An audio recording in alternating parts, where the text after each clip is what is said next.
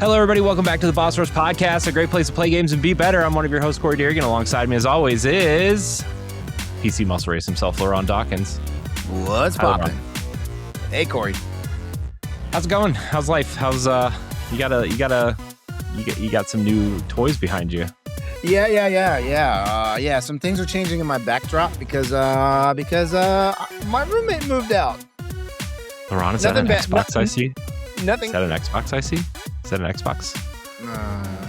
And not the generic. This is an Xbox campaign that. You talking about this Series S right here? Yeah. Yeah. Well, I lost a roommate because my former roommate got married. Got married 2 weeks ago. Oh. So like him and the wife are actually doing the playing house thing for real. Like, cause he moved out and they got a house together and all that stuff. My new roommate finally we now have the quartet now. We have where this is now a Nintendo, PlayStation, PC, and an Xbox household now. Wow, look at this guy. We got the quartet going on here. I don't need friends to have all of them. Yeah. You know what? I'll be honest with you. I have been playing a little bit of this little sucker. So yeah. So I know, like, it feels hypocritical. Like, I don't need an Xbox because I have a PC. Yeah, but there's a ready-made console here, so I'm gonna play some shit on it. Hey man, look, the Series S is I mean, at the original price point, it was a pretty nice machine. Yeah. Now it costs as much as the Series X did when it came out. And man, I'm not playing Monster Hunter Wilds on it. Oh, I'm not either. Well, speaking of, I put Monster Hunter Wilds on my ROG Ally X. And, oh boy, how's that going? It's serviceable. I'd rather play on my PC though. It's serviceable though. A ringing endorsement. Yeah, because it was not serviceable when it first launched on PC handhelds. I can't imagine it was, Laurent. I cannot imagine it was. If a PC me being a Monster Hunter fanboy and only having access to a PC handheld, if I did not have a PS5, I did not have my PC, of course, and I only had a PC handheld, I would probably walk into traffic trying to play Monster Hunter Wilds on back then on the I was about to say the Series X. What the ROG Ally X. Well, it was bound to happen someday. Look, yeah. All you PC gamers hate on Xbox, and then you all end up with one. You know what I mean? Not by design. Not by design. It's not like I ran out and bought one. I don't believe you. I bet you did. I have no receipts to say I bought this thing. That sounded more incriminating than just saying I went out and bought one, didn't it? Yes, it did. So yeah, I mean, speaking of being criminals, what were you doing? What were you doing on Sunday? I don't know. What was I? Oh, you flew the Boss Rush Network coop. So here's the thing. Weekend. So we didn't have an episode this week, but we did have an interview go out, a spotlight interview that Stephanie did for Dark Machine Games. But I also guested on the Iron Lords podcast for 3 segments, I think. So yeah, that was dude. They're so cool. Those dudes are so that not only are they cool, they're like the nicest people you'll ever meet. Man, it was a blast just tuning in. Like for anyone who was paying attention to our socials on Sunday, like if you saw our blast on the socials, if you ran over to the Boss Rush to bossrush.net, you actually saw a bonus live stream of Corey's shenanigans on Sunday. Yeah, it was really fun. We talked about the whole Xbox kind of switcheroo going on right now, and I really appreciated the love y'all gave Asha Sharma and Matt Booty, because you know what, I honestly have not been respecting Matt Booty for a while. I mean, here's the thing, I don't think Matt. We're going to talk about it in a little bit, but I really don't know why Matt Booty is there. Is still there. I have strong opinions about it, but like I know that they are very friendly with Xbox. They have a lot of connections there, and they are very friendly with them. And so, like, I wanted to be respectful because, like, one wrong thing, somebody can cut you off. It doesn't matter. I mean, That's true. That's true. obviously they're a different breed of people, and they know, but like, I didn't want to like ruin, you know what I mean? Like, I didn't want to Yeah. like Yeah. say anything that would potentially harm their relationship with Xbox. But I tried to be respectful, but I do think Asha Sharma is doing a really I think Asha fantastic job. Sharma's doing a good job too. But you know what? I actually went in completely neutral about her. I mean, say what you will. Everybody has heard me for the past few weeks knows that I'm still a little slighted about the whole Sarah Bond thing, you know? Hmm. But Yeah, I think that's the thing too. Is like, I think a lot of people had a lot of opinions on not just the way everybody left, but also like everybody was like, oh well, Sarah was next in line. Like, what's going on? Were it's they not all even forced out? And then she comes, Asha comes from the core AI yeah, program, which is like not a real AI program, right. but like, so like, Well, here's my thing. people had those I'm not opinions, even right?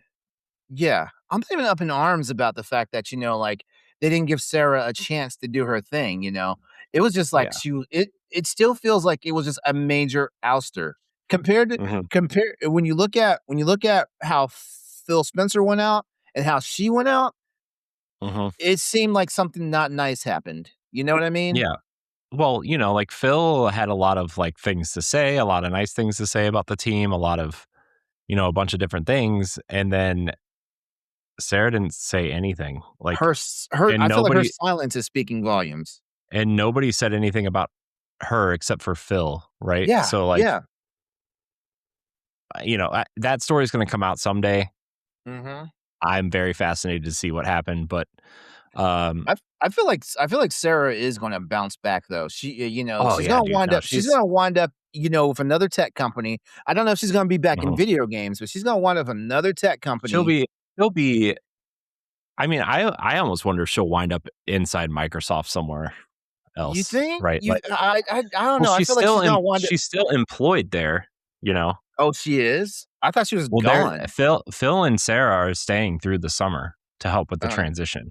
And like, well, that's what it says on paper. But I wouldn't be surprised if she transitioned into like devices and services for Microsoft somewhere, right? Like something like that, you know?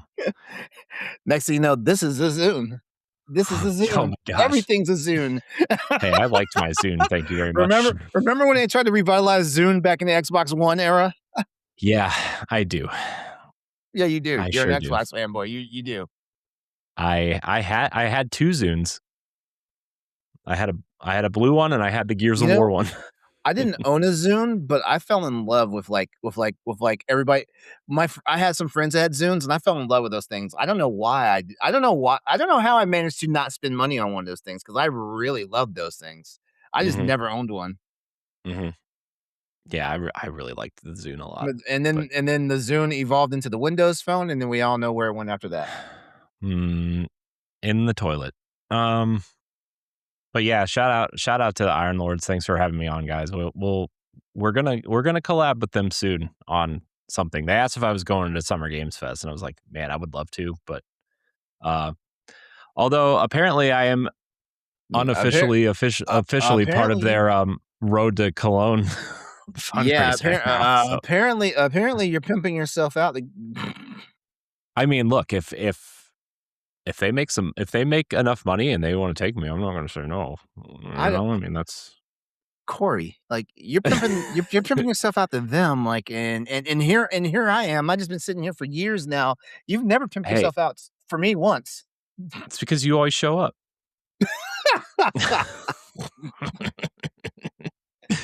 When Ah, they come calling, I have to answer. You know what I mean? yeah.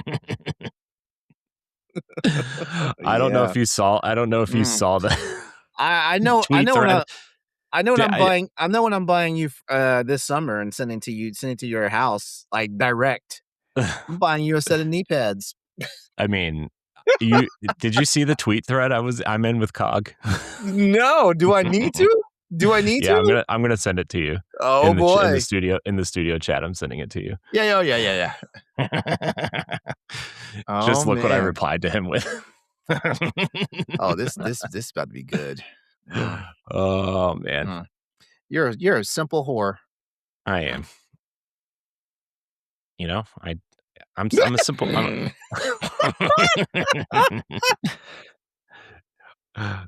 you see the gift? Seize him.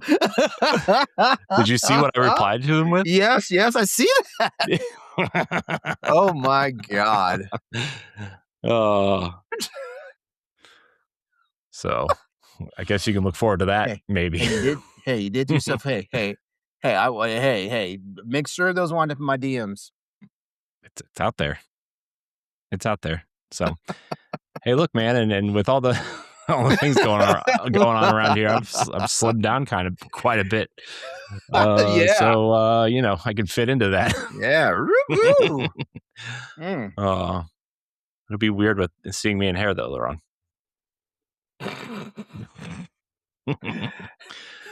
Would the uh, you so seeing you here would be the weirdest thing about that whole ensemble.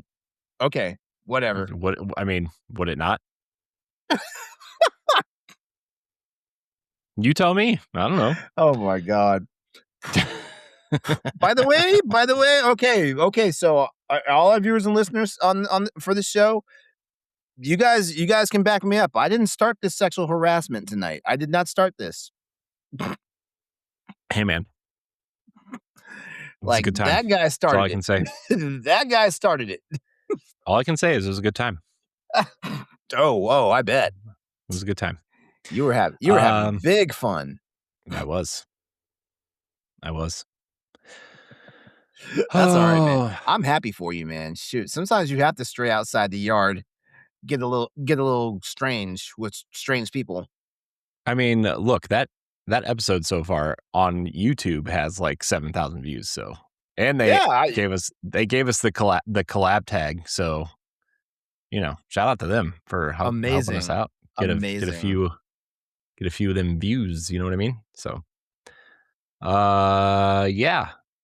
That the other thing I did though, Laron, is I went through all the episodes of Nintendo Mhm. Power Block, every episode of Expansion Pass, and every direct recap show. Oh, you were busy. Re rendered them, You re-rendered them? ran the audio through some audio garbage, and re-uploaded them to a new YouTube channel. So Nintendo Power Block has its own YouTube channel. Okay, well, you know what? You said that was a project that you were gonna get on, so congrats on that. Yeah, I actually started in January. So that channel's been live since January.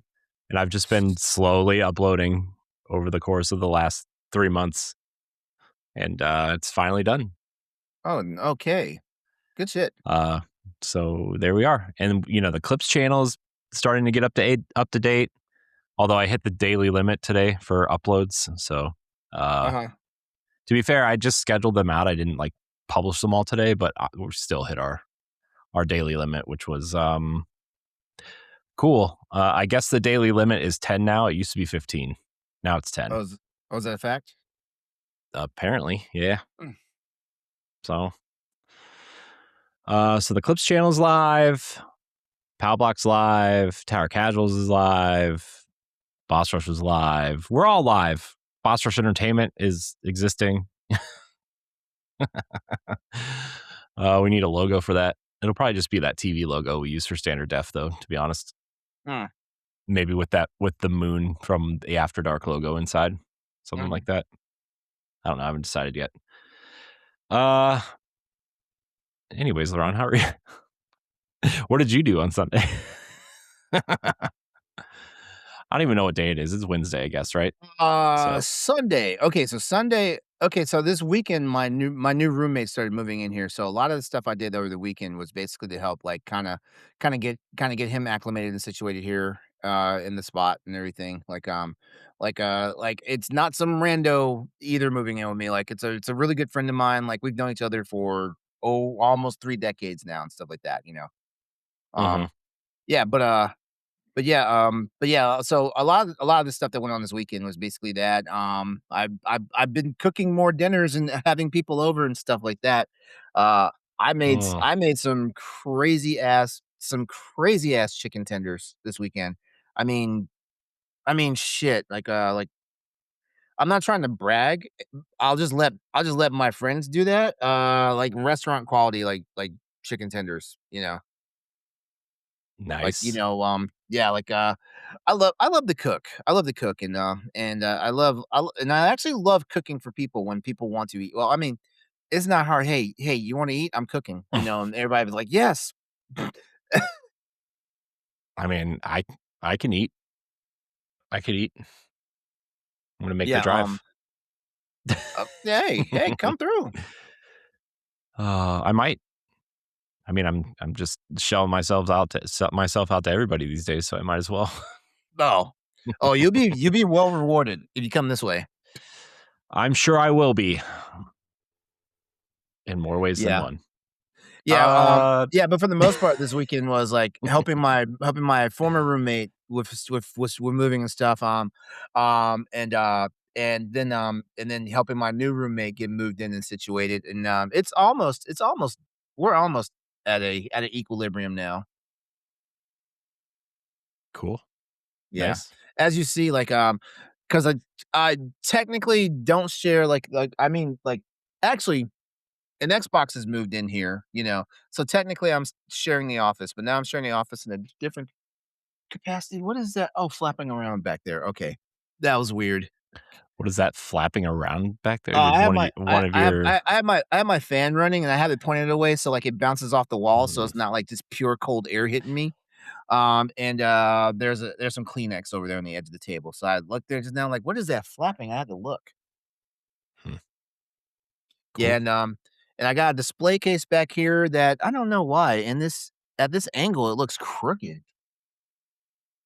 It's just the camera, man. Your desk Yeah. is angled. Your camera's probably angled. It's not. My I think stuff that's looks what it crooked is. too. I think My that's what it stuff looks is. crooked too, and that's because my monitor isn't straight on to the wall. Um, It's kind of shifted. So I'll fix that later. yeah, Because I don't wanna fuck around and break my camera. I But mean yeah, that's like, fair. actually, I feel like I probably should buy, like, another stackable module and put it on top of that because, I got I got some unboxed Legos that will be built eventually, in there, and then I'm starting to display my video games, like, let me see my PS Vita and my Nintendo Switch games are in that little cubby right there. There's no Lego box set in there. Graphic novels and a couple of books are in there. Um, a speed editor for when I'm doing video stuff like PlayStation 5 and PS4 games are in that middle one. Another Lego set, and then the ones in the bottom are blank except for like a couple of boxes. Like my ROG Ally X box is on top right there. My original ROG Ally box is down there, along with the box for my original Switch. I don't know why I still have my Nintendo Switch box. I really don't know why. I have all my boxes from my Nintendo consoles. The only box I don't have is a Super Nintendo box, but that's because I didn't buy my Super Nintendo new. But everything else I have one, so I'm pretty proud of that. The NES box though, man, whew, Mhm. that thing's moved so many times. It's like, man, I don't You even know still if have Rob the the box robot for would the want to live in there. NES? Yeah, dude, I still have the styrofoam inside and Is the it wait, instructions. you said your original NES box? Yeah, Oh, man. it's the box that comes with the pad, like the pad that you step on. Oh my god, the power Yeah, pad. man. Yeah, and it has the zapper and 2 controllers and some inserts. I don't even have that shit anymore. Mm. Oh, the Ron, speaking of NES, did I tell you that I found a CRT TV? No, you did not. Yeah, man, it's like I would say probably like a 15-inch Magnavox CRT. It's so Really? old, it doesn't even have composite cable hookups. I have to Wow. find RF adapters. Wow. You think anybody under the age of 25 knows what an RF adapter is? No. Think No. anybody under the age of 30 knows what an RF adapter is? Uh, you know what's sad, Laurent? I'm going to be 40 this year. Just 40? Yeah. Whatever. I got to get my life together. Whatever. Um, I was going to ask you something else, but let's just get into what we've been playing. Laurent, what are you playing? You've played things, right? Yeah. You've been playing Yeah. things. Yeah. Well, I mean, out of the spirit of not boring everybody to death, like I will just go ahead and just say, like, I still have not beaten Front Mission 3 yet. Like, I just Mhm. stalled on that. I have this problem, and this is the problem I had with Shame. Horizon Zero Dawn, God of War, and a few other games, right? When Mhm. I know I'm at the end of a game, like, I kinda put it down because I don't want it to end. Mhm. You I know, do that it's with games it's too. it's a terrible because I get latched onto the characters. I love the story and the universe and all that stuff, I don't know, people are like, "Well, you can just new game plus it." No, you can't because, like, you already know how the story is gonna pan out at that point, you know? Mhm. Yeah. So yeah, so Front Mission 3 Remake, it's almost complete. I might as well say I've beaten it, but, like, for the sake of things, I'm not gonna say I've beaten it because, like, I really want to beat the game, and I'm in the last few missions. I'm in the last few missions right now. But, I did lateral to another, tactical RPG game because I picked back up Advanced Wars 1, 2 Reboot Camp. Ooh. Yeah. How's that going? You enjoying It's yourself? it yeah, it's fun. It's fun, and I'm trying to do it, like, it's going slow for me because, like, I'm trying to get the most points possible. Like, anytime you clear a map, depending on how fast and how efficient you are, you can get up to 300 points per map, Ooh. which helps unlock goodies and all that stuff, things like that. I'm playing without looking at strategy guides or, like, walkthroughs or whatnot. So, I'm trying my best to get as close to 300 points as possible. Um, yeah.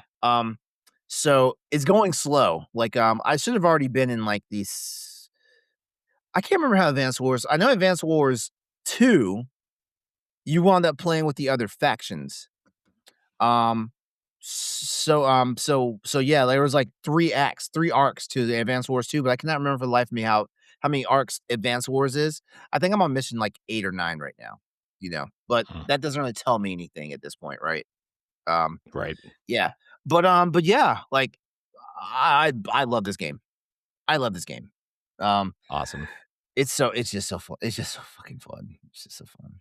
Um, It is. I mean, it's definitely I wish here's the thing. I wish it was more popular than it was so we would get more, yeah. Like Well, I mean, there is a good possibility we're gonna get, like, Dual Strike. yeah. Well, I well, mean, we'll I probably mean, get like, we'll probably get Battalion Wars on the Switch too, also through NSO, right? no. Oh, well, if NSO, yeah, like, don't Well, waste it'll time be in through making NSO. Battalion War. Nobody's buying Yeah. Battalion Wars, dude. Come on. Yeah. um, uh, Dual Strike's the DS one, right? Yeah, DS, Yeah, Dual Dual Strike. Strike's the Yeah. DS one. Dual Strike is actually it's hard for me to decide if Dual Strike is my favorite one or if Black Hole Rising Advanced Wars 2 is my favorite one. Hmm, hmm. Well, pick one. Pick one Dual now. Strike. Dual Strike. Attaboy. Dual Strike. Attaboy. Attaboy. Um, Man, I just saw something on Advance. Oh, it was on sale. Like the physical copies were back in stock on VGP and were on sale for like $37. Oh, yeah? Yeah. I wanted to buy it, but I got other things to take care of first. So, um, is that it? Is that all you're playing? And I'm back on Monster Hunter Wilds, actually. Mm, I'm on your doing, like. ROG Ally.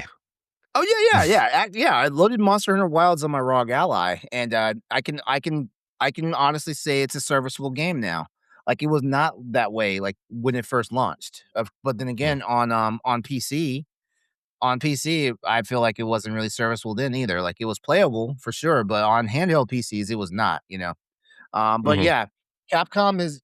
the Capcom and the production team have been putting a lot of work into, like, fixing the problems of not just the PC version, but all the versions, but the PC version is getting the most attention because, because the performance of the PC version actually impacted the overall sales of the game itself. So, yeah.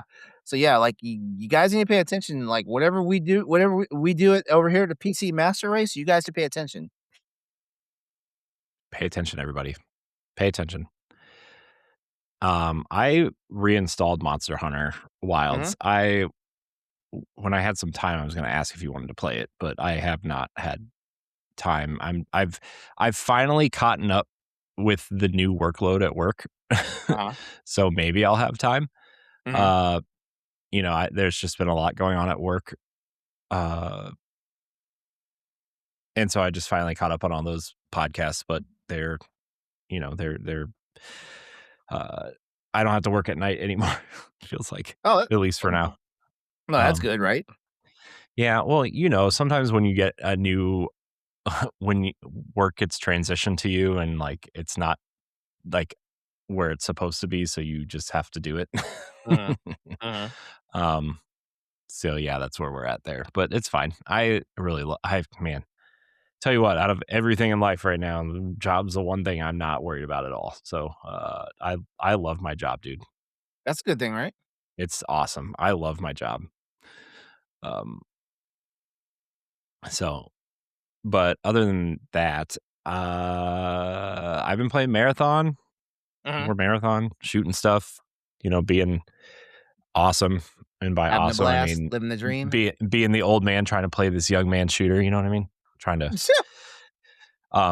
but like I'm really having a lot of fun going through the contracts and like doing the objectives on the contracts Mhm. and getting unlocks from that and upgrading stuff. And uh, the knife is still pretty OP when you upgrade it. And I'm going to be really interested to see how people react to that getting wiped when it's done. At the end of the season. But yeah, man, a marathon is awesome. I want to try to get somebody from Bungie who worked on Marathon on the show at some point. Um, That'd be cool. just because, like, I mean, I don't know if you saw the rumor, but there are more people working on Marathon now than there are on Destiny. I And the have Marathon, wait, is that a rumor or is that I mean, as far as I saw, it was a rumor. I did not try to confirm that, but I saw that, and it was, yeah, I don't know. I am really concerned for Destiny, but also it's just in a spot that, it just it's not but it's then just again, not right now, you know? aren't they doing some things to revitalize Destiny though? Like, wasn't I thought I heard that They stuff was they in the they work for are that. they're trying, but it's just not working for them. It's Uh, just people don't really like the portal system that they implemented, which I don't either, but I just here's the thing, I'm not gonna lie to you, I haven't played enough the last few months to really care, uh-huh. I've been doing a lot of Nintendo stuff. We did the marathon review, which I have to get that review up today or tonight or tomorrow, probably tomorrow morning. I'll just put it up and send it. Um, Um, put in the chat, put in the because Josh did the review on that one, right? he was writing one, but he had a lot of stuff come up recently with Okay. his job, so I kind of just wrote it. Um, Okay. and then I mean, if he ends up writing it, I'll just replace mine with his. But Mhm. uh, yeah, it's a phenomenal game, and I really think the things that they're doing with it to try to get more people in is a really smart idea. Like they're doing like like the free loadouts playlist, which is like kind of like a casual playlist, which is Uh, nice. uh-huh. Um, and then obviously like uh Pinwheel, like getting into Pinwheel and obviously Cryo Archive are like the hardcore of the hardcore. Good luck trying ranked mode though. That's all I'm saying. Good luck. Good luck out there, runners. You're gonna die, and you're just gonna have to live with it. Um, Catchphrase of the episode, I guess.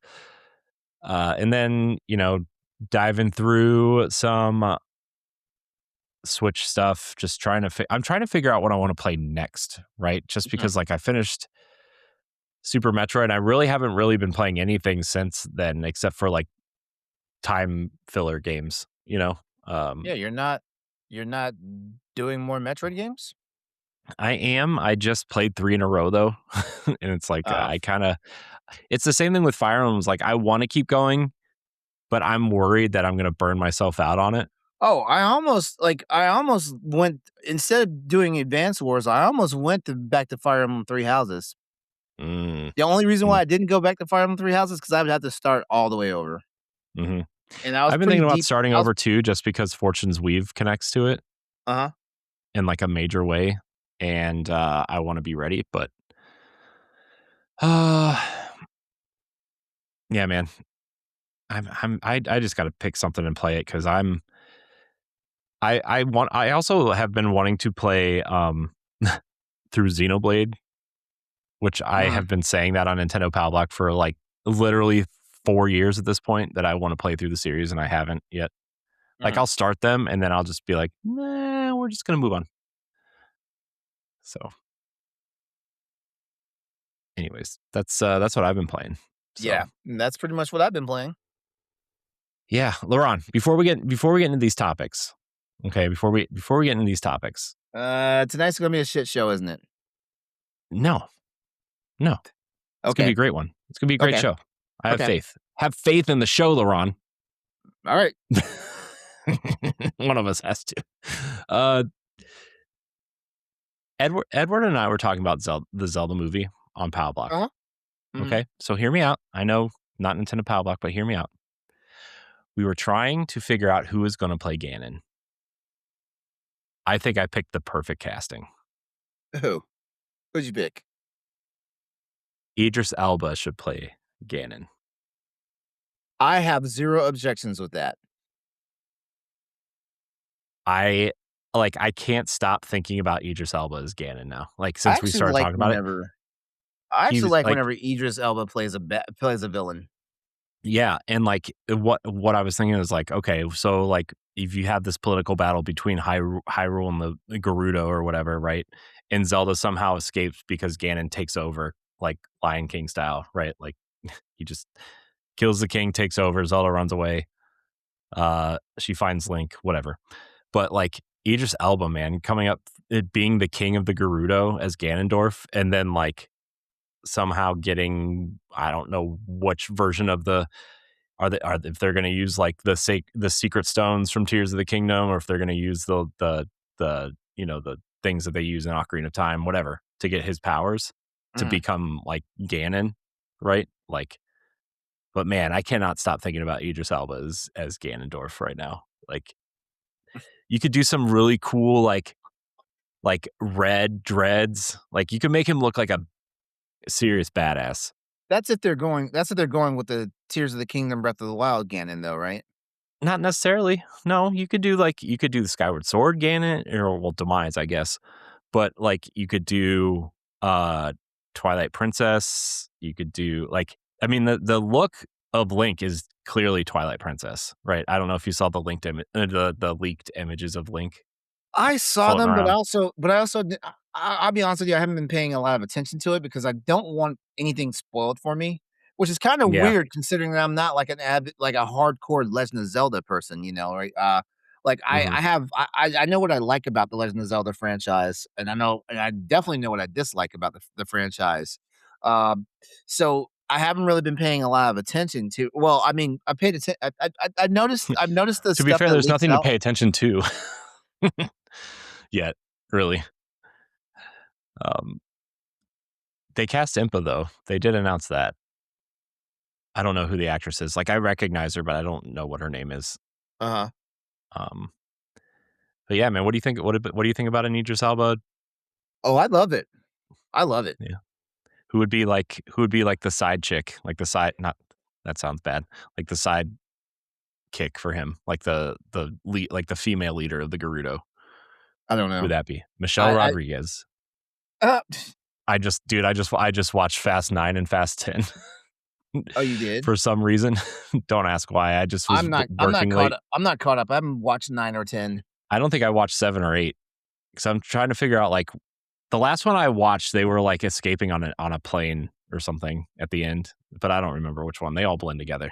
Uh-huh. Everyone dies and everyone comes back to life and everyone fights the Rock at some point, and then apparently John Cena shows up somehow and is Vin Diesel's brother. I didn't know that. That's weird. The fuck? Uh, yeah, man, it's family, man. It's all The about hell? family. Family. Uh, yeah, man. I don't know. What were we even talking about now? Oh, Who's gonna be the female lead for the Gerudo? see, first of all, I don't even know what the Gerudo is. That's how It's checked out of the Zelda. sand people of all women, and there's only one male born every like 100 years, and that male ends up becoming the king, and is usually Hmm. a terrible person, like Ganondorf. I have no idea. Like, I mean, the Michelle Rodriguez thing, Oh, I got it. I know.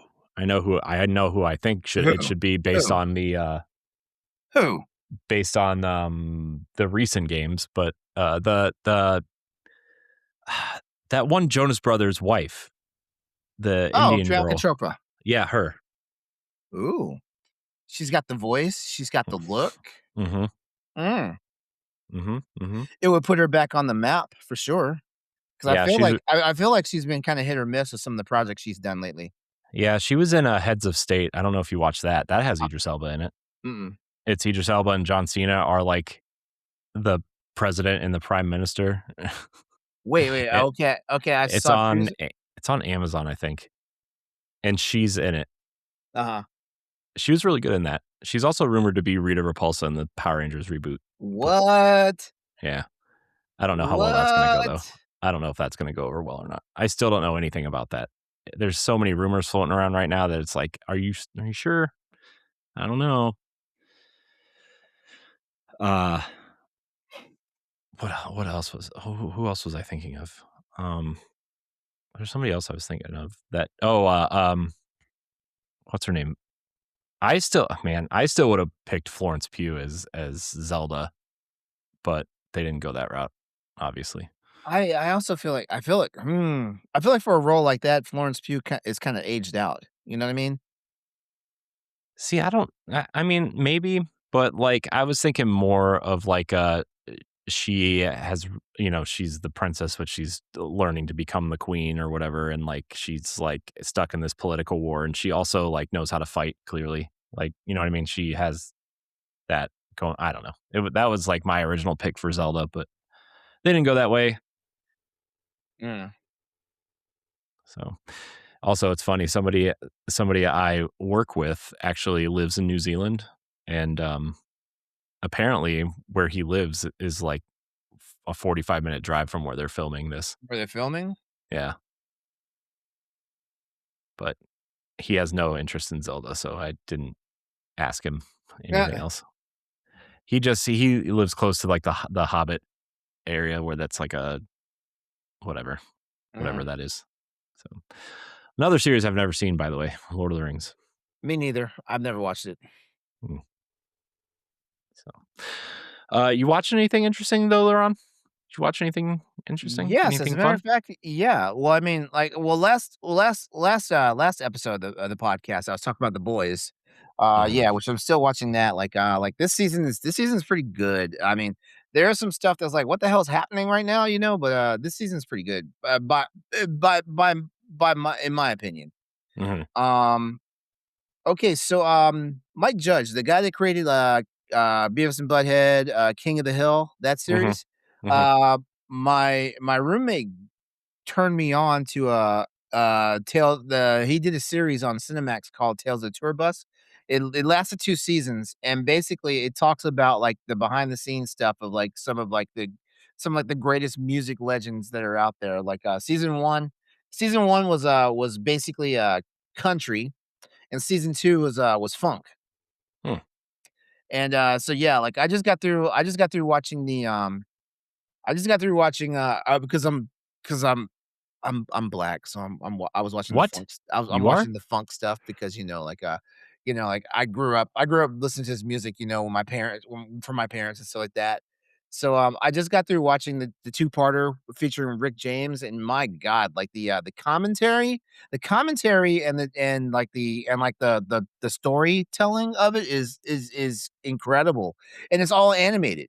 It's all animated. Like, I mean, they do show some like live action clips, like from interviews or music videos and stuff like that, but they were like they're narrating like, like the prolific points of like these artists' lives and stuff like that. It's animated in that King of the Hill style animation, that everyone knows. Mhm. Um, and like, like even when they're doing interviews with people who were around these artists back then, they're that, let's be honest with you. A lot of these icons, they're all dead, you know. Yeah. But yeah, like the people who are surrounding them or part of them and stuff like that, like even they were animated like doing their retellings and stuff like that. So they did animated versions of them in their retellings and stuff like that. So yeah. So yeah, I'm kind of bouncing around. I'm not watching it in order, and it's not that many episodes because it debuted in what year did it debut in? It debuted in 2017 on Cinemax, and, it only went on for 2 seasons, and, these seasons are 8 episodes long. So, like, season 1, there's Tammy Wynette and George Jones. There's some episodes on them, Waylon Jennings, Jerry Lee Lewis, and then, for season 2, which was Cover the Funk, George Clinton, Rick James, Bootsy Collins, James Brown, Morris Day and the Time, and, and and the Black Betty Davis, not to be confused with Betty, Bette Davis, you know? Um, I don't know you who know either of them are, so, you know. Yeah. When I saw Betty Davis, Betty Davis, I was like, "Is this a typo?" And then I looked and I was like, "Oh, they're talking about the black Betty Davis from the R&B soul era." Mm, Yeah, I remember that era. I was yeah. there. I just finished season 1 of the Hulu show Paradise, which has, Sterling K. Brown, and James Marsden. In that was actually really good. I'm kinda like being slow and watching season 2. Oh, well, starting season 2 because I can pretty much have that watched in a week. Mhm, And basically it's a post-apocalyptic show. Uh, I'm not gonna tell what the tragedy is because like you gotta like sit there and like realize what the tragedy is. Like that helps get you hooked into the show. mm, But yeah, like there's a tragedy that basically like reduces humanity down to like a certain number of people and stuff like that. And there's a whole mystery unfolding because something happens in the area that our characters are in that is basically like a seismic shift for like the way of life out there. mm, And I'm not talking about the natural disaster because at that point the natural disaster had already happened and mhm, they were trying to live their lives from that. mm. Yeah, so yeah, Paradise, the boys, and yeah, that's about it. I'm just waiting for some of these shows that are currently airing, like 911, like for the season finales to happen, Um Yeah. Um, and yeah, so yeah, that's what I've been watching. Let me see. As far as nothing new as far as movies. There's a couple of movies that I want to watch. Um I'm going to watch the new Keanu Reeves, Cameron Diaz movie, Outcome real soon here. ooh, I'm gonna watch that real soon here. And also, Good Luck, Have Fun, Don't Die. That's the film. That's the film. good luck, have fun, Basically, don't die. it stars Sam Rockwell, Juno Temple, Zazie Beetz is in it, stuff like that. And basically, Oh, yeah. Okay, yeah, I know what that okay. yeah, basically and this is in quotes, a man from the future arrives at a diner in Los Angeles where he must recruit the precise combination of disgruntled patrons to join him on a one-night quest to save the world from the terminal threat of a rogue artificial intelligence. Hmm, Apparently, this movie is a roller coaster. interesting. Yeah. You know what that sounds like? It sounds like that show Travelers on Netflix. I don't know if you watch that or not. It's a really great show. It has the one guy from Will& and Grace in From it. Will& and Grace, yeah. No, I never Yeah. watched it. Well, Oh, dude, I think I remember watching, like, the pilot episode, mhm. and I was like and I was Dude, like, that I wasn't sure either, but dude, episode by the third or fourth episode, I was like, my wife and I became obsessed with it, and Uh, like, it's only 3 seasons long because they weren't sure if they were gonna get a fourth season, and it did they at least s- wrap it s- up? spoilers, it didn't get a fourth season. Here's the thing: they did a nice job of wrapping it up, but also leaving some threads open for a fourth season. But like it didn't feel like they were like, oh, it got canceled early, right? Like that's Yeah. kind of like they wrapped up the story arc they were telling, but left it open for like more if they got renewed. What is that? That show was really good, man. Um, Oh, it's that. Okay. let's see. So I watched a couple things too. I watched Wrecking Crew with Dave Bautista And and Momoa. yep, How was eh, that? dude, it and Marina Baccarin's in it also. Oh, It was okay. really good, dude. I highly recommend it. If you want something that's like a lot of action and really funny at the Mhm. same time, but like also kind of brutal, Oh, I so it's rec a I recommend it. thigh slapper. It's dude, It's it's so good, man. Like it's like, dude, they're like fighting the Yakuza at some point. So like the premise of the story is like they're estranged brothers. One lives in like Oklahoma or Texas or something, which is uh-huh. Jason Momoa's character, and then Dave Bautista lives in Hawaii. Uh-huh. And like they're they are both like just very distant from their dad, and they find out that their dad was killed, but they find out that um the quote unquote hit and run was actually like a setup and a murder. So they're trying to solve this murder together. Okay. Oh, it's so good. It's so good. And like Jason Momoa's character is kind of like a screw up, and Marina Baccarin is like his on and off girlfriend that they live together, but they fight all the time kind of thing. It's really good. Highly recommend that. And then there was another movie I was gonna tell you about, but I can't find it that I watched recently. But I guess it's not that important. Um, so yeah, I watched that. I recommend it highly, and I guess we'll talk some topics now because that's what we do Let's do here it. sometimes. Let's do it. Uh, do you want to talk about positive or negative stuff first, Laurent? What do you want to talk Uh, about first? I guess it's all gonna kind of tie together in the end anyway. But you know um, what? Let's talk about the negative stuff first because I have a positive for that negative. great, let's do it. I mean, hold on, where's the doc? All right, here we go. You know what? Oh, I'll do this. I'll do this. okay, Laurent, you It'll remind me of my crossroads days. Okay. cross for this guy. All Oh, right. wait, hold on. Before we start, I Uh-huh. remember the other movie I watched, Twisters. How was that? It was awesome. I loved it, every second of it. The fact that Corey's watching movies is amazing. It is. You know, I And I needed the fact that Corey's watching movies real movies.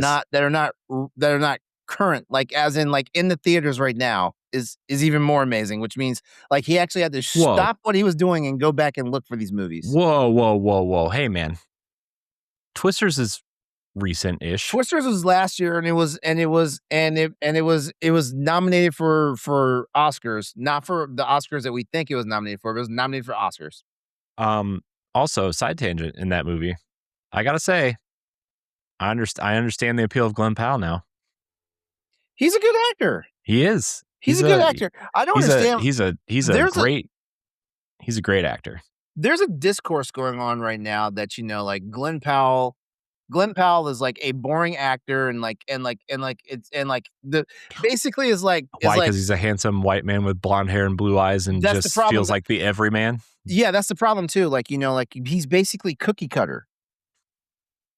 He's He's basically cookie cutter, and I'm like, I actually feel like he's actually very talented, and stuff like that. I'm not mhm. saying he has the best range, for an actor. I mean, No, he uh, clearly has a style and a thing, yeah, right? Like, he's kind of like a charming, snarky kind of sort of funny in his I own don't weird way kind of dude. Like I see why he's Fox McCloud. I see that. Like I see it now, right? Yeah, I Like don't think he's a bad actor. And what was the movie with him and Sydney Sweeney? Like uh he was definitely the better performer in that movie than she was. And I well, guarantee you somebody's out there like, oh, LeBron's bisexual. He just wants to sleep with Glenn Powell, which is not too far from the mark. But at the same time, I can be objective and say, like, hey, like, like this guy, like like actor A did a better job than actor B, and definitely did a mhm, better job than actor C, D, and E. mhm. You know? The oh my gosh. I got to look it up now. It's bothering me. Uh there it is. Anyone But You, Yes, which is yes. getting a sequel apparently, according to Oh, wow. netflix.com/blog. I didn't know they had a blog, but okay, cool. Uh, is No, that even real? Glenn Powell is not bad, and I think he has a pretty good I think he actually has a pretty good resume of movies because let me see. I I He did that I saw football movie I saw that Top Gun: Maverick. I have not oh, seen was he in that? Devotion. Huh? Was he I didn't know he was in Top Gun. He was in Top Gun: Maverick. Yeah, actually, he was one of the, like, the rival pilots. Mm, I haven't seen Devotion, which was basically a biopic from about some World War was it World War II? No, that doesn't sound right. 1950s. What conflict were we in the 50s?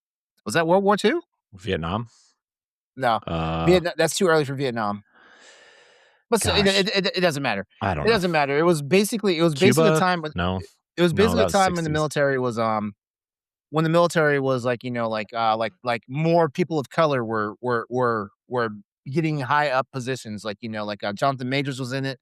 And Jonathan Majors was a pilot, which means like you're automatically an officer, you know. Mhm. Um, yeah, like yeah, I haven't seen that movie, but the movie Hitman, he was amazing in that movie. I haven't Is seen that worth Twist. watching? Hitman is worth watching. 'Cause I Hitman is worth added it to my watching. list, but I wasn't sure if I wanted to watch it or not. It feels like a movie that I would have to, like, be in the mood to watch. Yeah, I haven't watched Twisters yet. I haven't watched that show Chad Powers. That was on Hulu last year. Yeah, I that's the one I was talking The about, yeah. Running Man is on my list. Um, and then How to Make a Killing is like his most recent movie, which is I think is like a parody, like not a parody, but like almost like a retelling of a movie. Mm, Whatever. Basically, he is not this one trick pony actor that people are trying to say he is, like he's got a Hollywood look, and stuff like that. Like mhm. I He's feel got like a classic, like, Brad Pitt look almost. yeah, he does. He does. Yeah. Which I guess that also like, fans flames, because people are now trying to say that, Brad Pitt wasn't that it wasn't it was just a face as well. I'm like, "No, have you seen the movie Seven?" Yeah, dude, that movie was great. Yeah. Uh, yeah, man, I'm interested in more to watch more movies he's in. I don't know, there's something about him that's just, like, really easy to watch. Mhm. That's Um, the other thing too, it's not even like he's trying hard, how you can sometimes you can watch a movie and be like, "Oh, he's just trying way too hard. She's just trying way too she's doing the most. He's what is he doing?"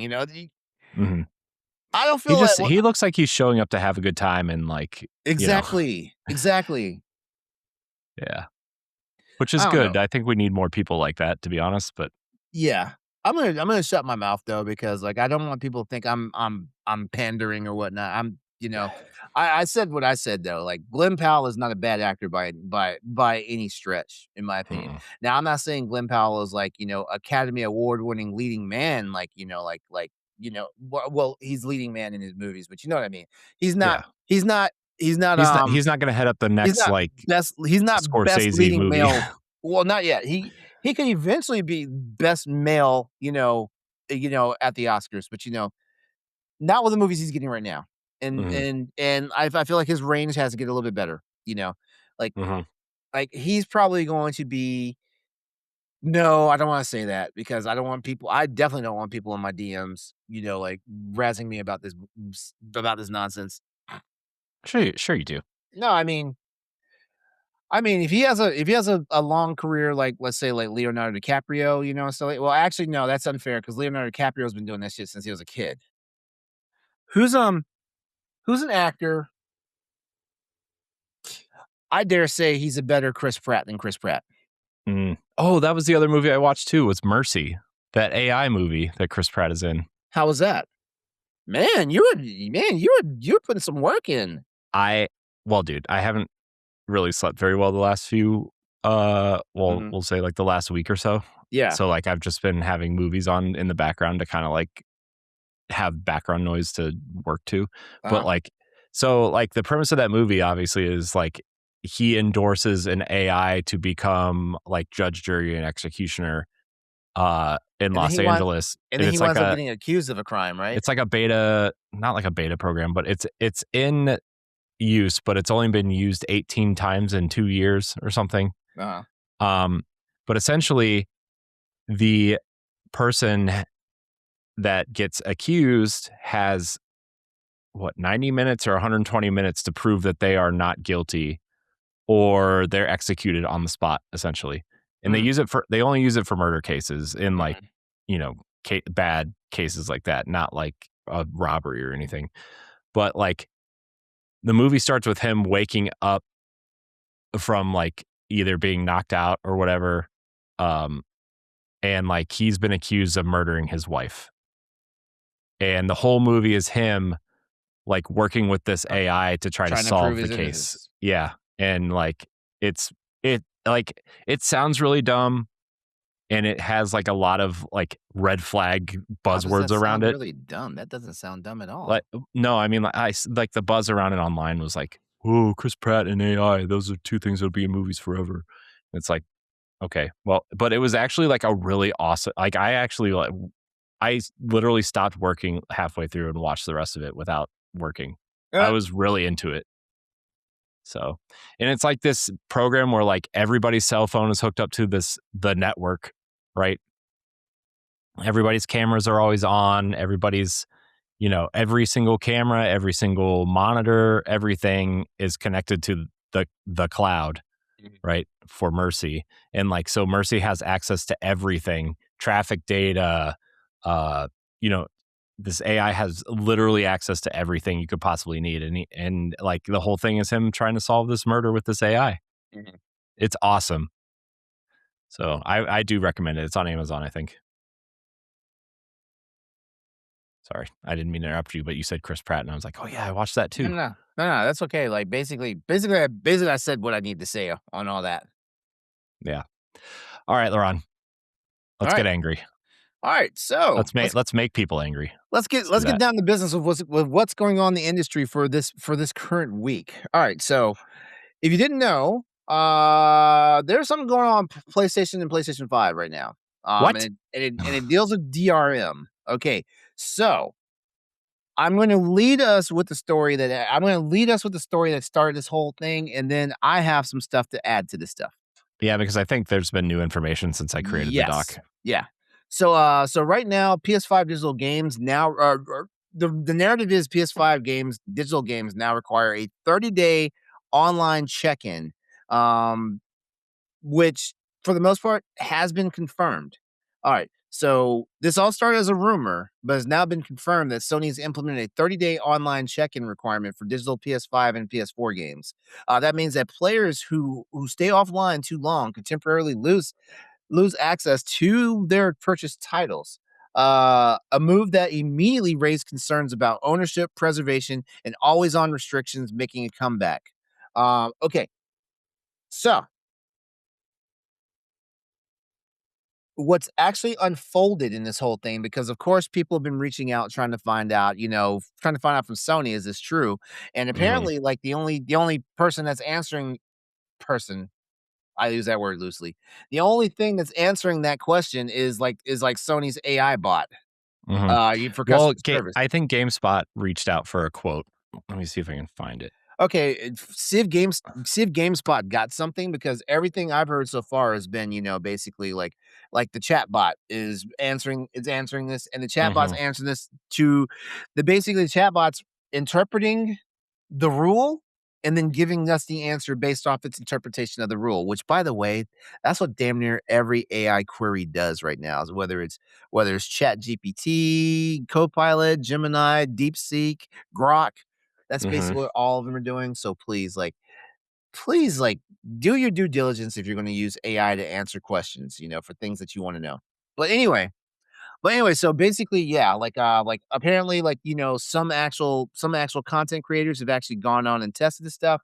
And yeah, something is going on here, but we're now like a few days past like the initial revelation about this, and it's coming to find out that this is looking more like it's a stopgap measure to try and combat piracy, Mhm. but not the piracy that we're thinking. Yeah, I'm putting Basically, the link to this quote in the chat, by the way. cool. Cool. Let me read this right now before I continue with rumor control. Rumor Um. control. Here you go. Okay. All right. So this is from GameSpot. I'm gonna read it verbatim.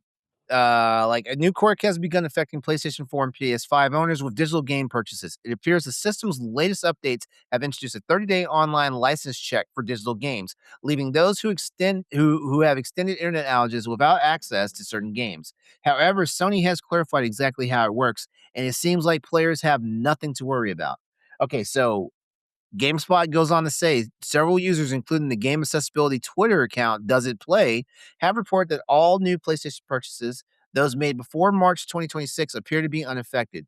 But anything other than that feature a 30-day timer that shows when you will need to connect to the internet again before losing access.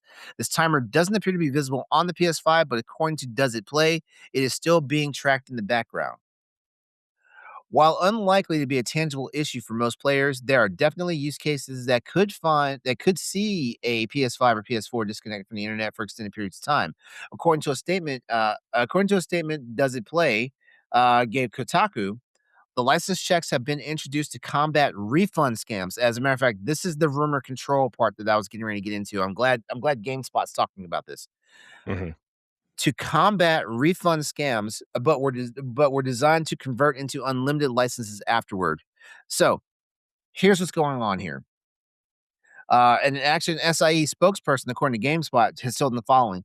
Players can continue to access and play their purchase games as usual. A one-time online check is required to confirm the game's license, after which no further check-ins are required. This is a quote. This is an actual quote from someone at Sony. I'm not sure. This doesn't sound like the AI is talking this time. It sounds like somebody actually said something to somebody Mhm. about this. Yeah. At least one major gaming company has wasted no time chiming in, however. GameStop. God, GameStop published its own shocking. statement on the situation, emphasizing that this problem will not happen to you if you purchase physical games, which that is a true and valid argument. But here's the problem, right? Well, it depends on which physical games, right? Because a lot of games now are Do not just have data on the disc. that's just the license on It, the disc, and it you still gives have you, to download the game. yep, it gives you a token. There's a reason why doesitplay.com exists, or .org or whatever it is, Yeah, right? yeah, So, yeah. Yeah, so here's the layman's terms on what's going on about all this stuff. Okay, so yeah, this apparently is being done to combat refund scams. Apparently, what happens is if you buy a game on one of the marketplaces, um, yeah, if you buy a game on the PlayStation Store, but not direct from the PS5 console, um, you wind up getting a temporary token that when you turn your system on and go to download it, that's when it actually activates. mhm, Now here's the thing about it. There's a refund policy that's almost across the board for almost all the major marketplaces that you can refund a game. Well, I know if you have like the highest tier of PlayStation Plus, if you play a game, you can get a refund if you've played less than 2 hours of the game and don't like it. But what's really been going on is that people found an exploit to where they buy the game not through their console, but now the game is attached to their library. They mhm, never downloaded they never download it, and then they request a refund, but the token is still there in an exploitable state to where like Mhm. they wind up getting the game for free. So basically, they buy the game, they do some tomfoolery, they refund it, and then at a certain time, they just go ahead and download it anyway because like it's an exploitable problem that's going on right now for PlayStation. This is To be fair, apparent. that sounds like a PlayStation network problem, not a Yeah, yeah, yeah, yeah. But here's the thing about it too. Here's the thing about it, and I had to think about this for a little while, right? Okay, so people are stealing games. I'm just gonna say it like that. Like you can at me in my comments in my DMs or wherever. You can at me on social media, or whatever. If for me saying people are stealing games, but at the end of the day, people are stealing games. But here's the thing about it, right? You have to purchase games. You have to purchase games, through a merchant, Mastercard, Visa, Discover, whoever, right? These companies have to be the ones that issue the refunds. So this is going to be a nightmare. This is going to be a nightmare for not just Sony, but the merchants, the banks involved, as well as the person that's doing the exploit and stuff like that. So I feel like Sony's trying to get ahead of this before there's a real problem. You know, Mhm. Yeah. and the only thing that is like troublesome about this whole thing is that Sony has not directly addressed the gamers. Apparently, like according to GameSpot, like somebody talked to them at GameSpot. You know. Yeah. So Of all that's outlets. yeah, that's my weigh in on it. The fact that GameStop, got a chance to like take kick a barb at them. Mhm. The main thing the other problem is that, okay, buying physical games, like we just said a few moments ago, that doesn't mean you actually have the full data on the disc, you know? Mhm. But also, guess what? Guess what? You have a game on the disc, the data might actually be on the disc.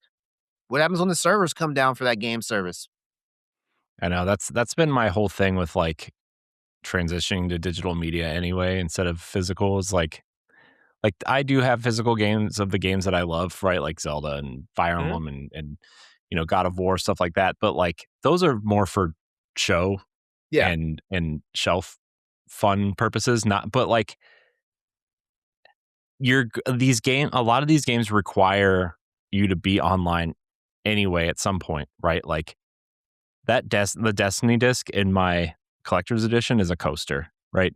It's a Mhm. coaster, you know?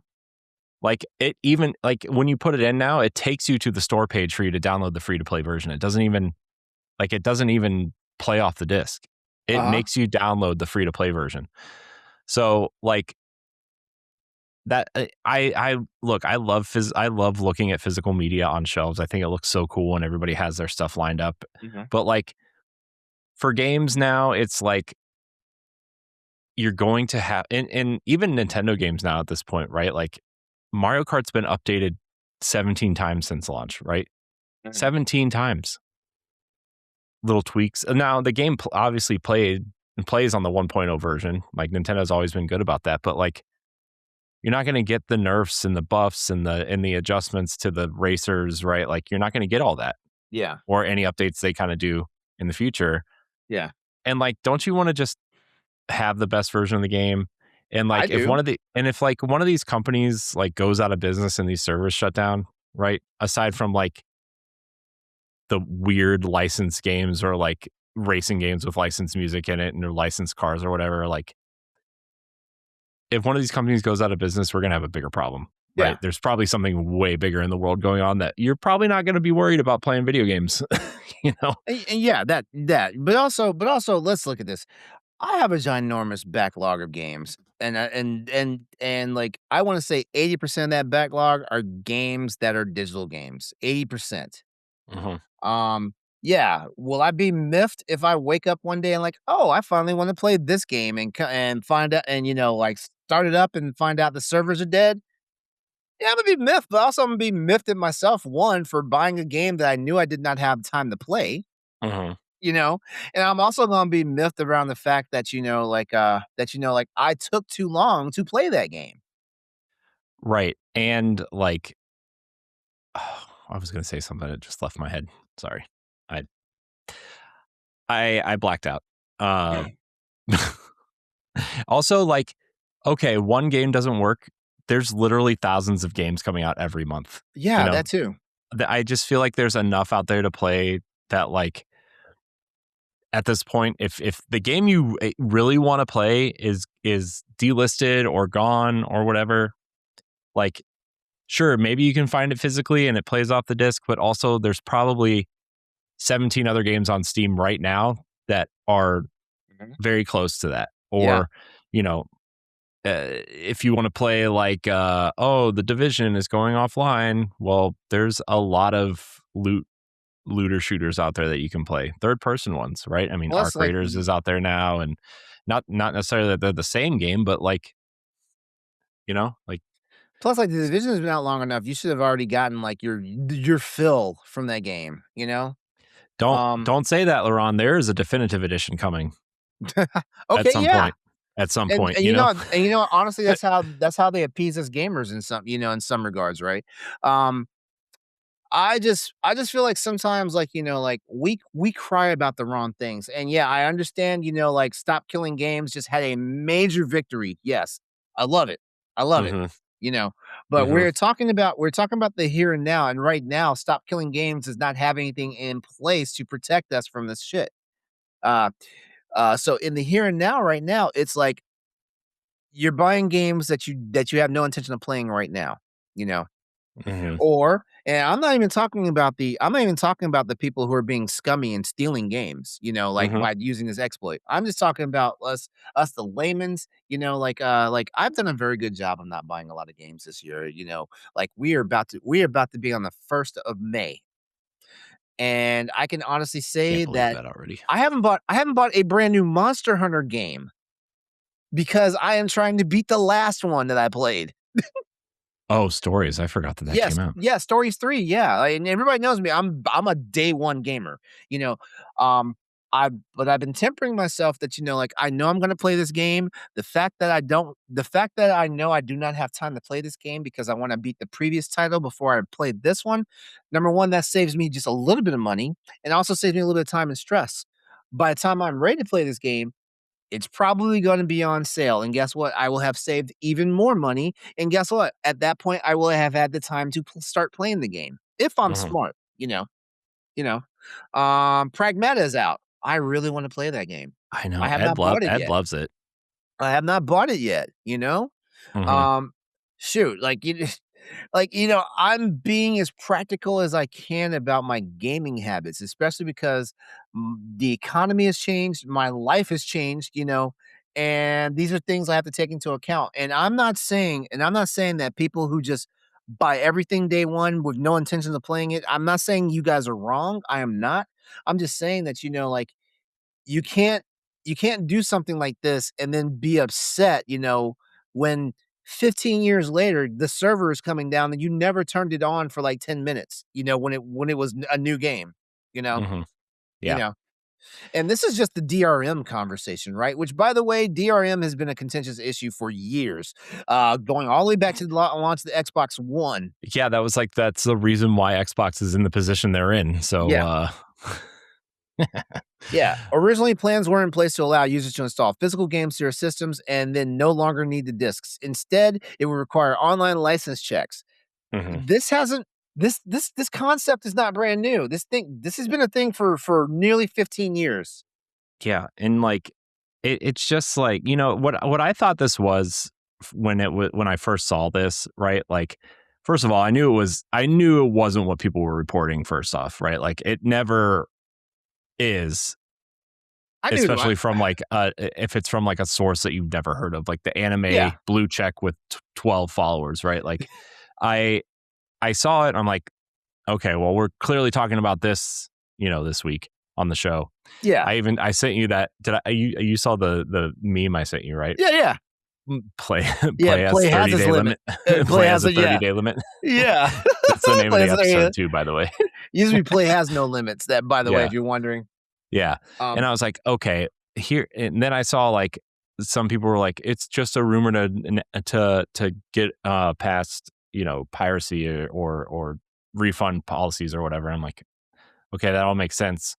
My thought was like, okay, once you download the game, like, if you haven't played it, or like if you've played it and then like 30 days goes by, you have to check in online again, and then your That's license would be permanent. that's what it felt like. And here's the thing about it. Like I'm like anybody that has common sense. Most okay. Talking to the internet here, I know, Leon. I know, I know. Here's the thing about it though. Like, unless you're a PC gamer like myself, who I have these consoles and I barely turn the consoles on because I have my PC that plays all my games and stuff like that. Most of the times you are a console gamer. And most of the times your console is the only thing you're playing. So guess what? I know you turn that bitch on more than like once 30 days. Yeah. And guess what? They're not saying that you need to turn that particular game on. It's never said that. There was nothing in terminology that said you have to turn God of War Ragnarok on, every 30 days or you lose access to it. It Mhm. just said you have to be online once every 30 days. Yeah. And I'm like, everybody turns some people accidentally turn their PlayStation on, by mistake, like I they're mean, moving their controller. we probably like breathed too hard and turned our PlayStation on at some Yeah. point. Yeah, shoot, like, you're telling me you've never, like, wiped off your controller and accidentally pressed the wake up button? Dude, every time I like move my Xbox controller, it turns on my It's Xbox. like, Like "Oh, it's time every to time. play?" Yeah. Yeah, shoot, our devices are more checked into stuff than we are ourselves, and we're supposed to be checked in 24/7, based on how our lives are and stuff like that. So, yeah, It's like, the people AI, just man. yeah, so people just got all twisted up about this stuff, and I'm like, "Dude, shit." Like, most people do not completely power down their consoles. When I say power them down, I mean, like, shut them down. Most people put their systems in standby mode, and every console is in standby mode now, like, is designed to, like, when Microsoft, Sony, whoever pushes an update, depending on your settings, like, it automatically updates. Guess what? It turns itself on to do the update. Mhm. I feel like you're safe. Mhm. I really do. I feel like you're safe, but everybody's doing the most. Like, they're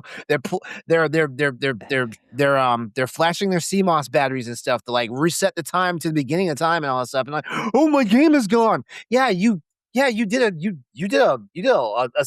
sunk cost fallacy experiment and fucked yourself out of an $80 game. Yeah. Yeah. Here's the thing too is like I know like people have their issues with PlayStation, right? Man, I'm Like doing a lot of cursing tonight, man. I must be dude, tired. we're both on one right now. It's fine. Uh I know people have their problems with PlayStation and like them not getting first party games out fast enough or like closing studios and stuff, which rightly so. Like we've had our fair share of comments on that, but like they're not out to like screw you over from buying their games, right? Like they just want to make sure their business model is safe. And Yeah. with I don't know if you saw the numbers recently, Ron, but 77% of gamers now buy their games mostly digitally. Mhm. So So why and would I'm talking console gamers. I'm not talking that yeah, doesn't include PC gamers. This is console yeah, gamers. because every PC game is digital. Yeah. So That like was that was really striking. I think I noticed. I think it was like 2000. Let me see.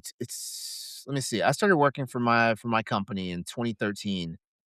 I think by 2014, 2015, it was striking how there were not that many physical copies of PC games anymore. mhm. Yeah, I mean what World of Warcraft still had physical editions, but that's because they were collector's editions with like the code in Yeah, the box. That was like the beginning of yeah, code in a box. yeah, yeah. So, Yeah, but uh, yeah, like I feel like none of these companies, even Microsoft, and then this boneheadedness of the last 2.5, 3 years, even mhm, Microsoft is not trying to screw people out of stuff that they purchase. Maybe Ubisoft is, which is why we have Stop Killing Games, you know, but like these companies, they know like gamers are their business model. They have to sell games. They have to sell games more than they have to sell consoles. mhm, Because if you sell the games, people will buy the consoles. You mhm, know? It's not even a chicken or the egg thing because, like, what is it? Is the game the egg and the console's the chicken, or is the console the chicken and the game is the egg? Like, it's not even a chicken and egg dilemma here. It's more like yeah, the games sell the systems, and the systems therefore drive sales for the games. It is cyclical. mhm, yeah. It's Yeah. I don't like getting I preachy don't. on these things, but I Well, swear I sometimes people don't use their brains about this stuff, or like I said a few minutes ago, they do the most off the wall experiment to try and prove a point that is definitely going to be either like controlled or squashed outright. Like mhm, you play stupid games, you win stupid prizes. yeah. I yeah, I mean, it's just I just people like to complain, right? And when things don't go the way people want, Mhm. they complain. And it is what And it is, everybody's man. And I just everybody's so think quick to claim that these companies are anti-consumer. Yeah, some of the I stuff they mean do people are definitely looks anti-consumer, but at the same time, I guarantee you, like, you will do whatever you can to protect your but house, and protecting your house, does here's that the mean thing. oh, If you're go ahead. buying the games digitally, you're already online. Yeah, So the only people complaining about this are the people who are trying to steal the who are games. trying to steal the games or who are trying to circumnavigate the system. If you're trying if you're buying the games digitally, where do you think it comes from? Your console's online, buddy. It's already online. It's And already plugged in or here's the crazy thing now, right? waving the Wi-Fi to your PlayStation and sending you Pragmata or whatever, Yeah. Here's the you know. crazy thing now, right? Right? Games get patched magically on consoles. What What? as a PC gamer when I start Tekken lets me know that there's an update that I need to apply. Whereas console I gamers, the mean, game is already patched by the time you start it. remember um Okay, Mass remember in Effect the not Andromeda. I mean, it was patched by the time I started playing it 6 months Yeah, later. yeah. Well, yeah. You bought it after they stopped development for it. But, They it's stopped better support. I'm than sorry. look, it's better than the freaking '90s when you had to download, like, zip files off of Here, let me some random website to hopefully, run, Doom or Roller Coaster Tycoon at a better frame rate or update and not, okay. like, some virus on your computer. Check this out, right? Because I here's what I love about like Steam. Steam always tells me if there's an update pending for a game. There's never a time when I open up my Steam library and I don't see like update queued or update pending. Guess what? Marathon has an update right now on Steam. Dude, I that have game to I updates, like, every 2 or 3 days. and I have to manually start this update before I can play the game. Yeah. Whereas guess what? But On your PS5, on your Xbox Series X, that update is mm, already applied before you even think about it. theoretically, although my Xbox doesn't update on its own for some reason, even though I have the box checked Oh, you do? that Okay. for automatic Okay. updates, it just doesn't do it. But Okay. Well, to be fair though, under at normal least circumstances, this is how it happens though. at least Marathon's only like what 22 gigs or something. It's not very big at all, which is awesome. Yeah. Good on How Bungie for optimizing. how fracking big is Monster Hunter Wilds? Monster Hunter Wilds is ginormous now. I mean, what is it like 123 gigs or something? Let's see something here. Monster Hunter Wilds. Info, properties, size on okay, I thought it was bigger than actually, no. The game itself before, like, the texture update is 97 gigs. The texture update is an additional 30 some odd gigs. Hmm. So 100 And what 26? the texture update is what makes the game look super pretty. Well, yeah. um, You know yeah. what? I mean, I'm sorry, here's you console gamers will never have as many problems playing games as PC gamers do. I'm sorry. yeah, it's fine. Look, man, Look how dismissive you are to me, Corey. Look at I know this. you like it. Yeah, yeah, yeah. You play your fancy highfalutin shit over there. Dude, I'm playing my Switch too. Okay. No, no, I'm no. playing This is a Super Nintendo games on my Switch too. I don't need texture holy packs. shit. I'm playing Super Nintendo games on my Aces ROG Ally. Although the emulation packages did get updates recently on Switch too. Oh, so yeah? It did? that was nice. Yeah, the GameCube one got a really nice update recently where it like they decreased input lag, especially if you're using the NSO GameCube controller, which had like really bad input lag, which I didn't notice because I was playing Fire Emblem with it. But I guess that, and then it runs at a higher resolution now. Oh, I think it runs higher than 1080p is what the update says, whatever that means. So 181p. All right, let's close out this topic real quickly here. Here's my summary. Here's my summary of this whole thing. Give Sony a chance to correct the ship because basically what looks like is going on now is that Sony is actually trying to get ahead of people trying to steal product, and not just their product, not just their first party stuff, also third party. If this becomes a big deal, Sony's going to wind up getting lawsuits from every which way and stuff like that. So Sony's trying. This is a band-aid or a stopgap measure or whatever. Give Sony a chance to like do its thing, and I know someone's gonna be like, "Oh, LeBron's being shilly." We forgot that LeBron was a PlayStation gamer before he was a PC gamer. So the hell what? So the hell what? I work in tech. Corey works in tech. We understand these things. We understand that sometimes just because it might walk and quack like a duck doesn't always mean it is the duck. But normally it is that. It's true. Stuff By like the way, this, LeBron, though. interesting stuff. I don't know how you feel about AI PCs, but they're coming. Oh yeah, I've heard about that. Where the computing is all done with AI in the cloud instead of on, which you'll always have to be. Hey, wasn't that connected online? Hey, wasn't that whatchamacallit? All the Stadia and Luma What? and No way. And playing Resident Evil 4 remake on your iPhone. This feels like what this feels like? This feels like we're cloud computing didn't work out well, so we're rebranding it. We're rebranding it, yeah. Which buzzword is hot in 2026? AI? John, write that down. Get me some coffee. AI computing, AI PC, cloud, go. What a wonderful world we live in. Okay.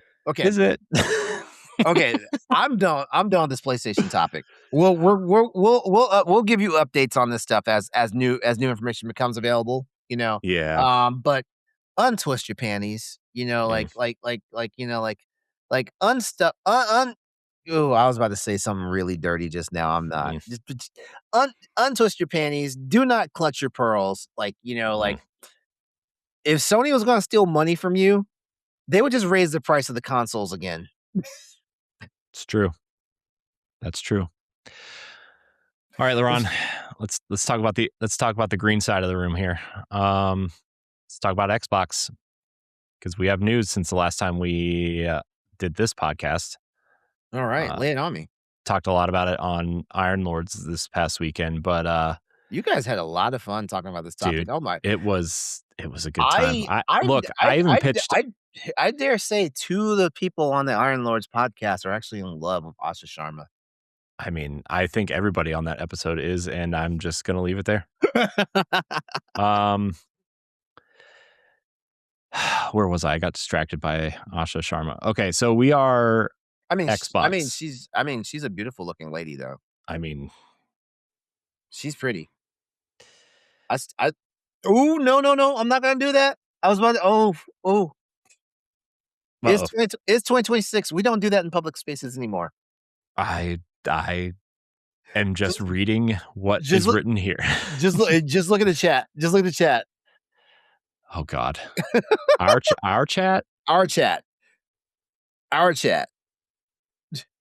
Wait. Oh, I almost messed up and put it in the actual public chat. Oh, yeah. Good job, Laron. So Asha Sharma and Matt Booty wrote a letter to Team Xbox called "We Are Xbox." This is the new leadership kind of direction.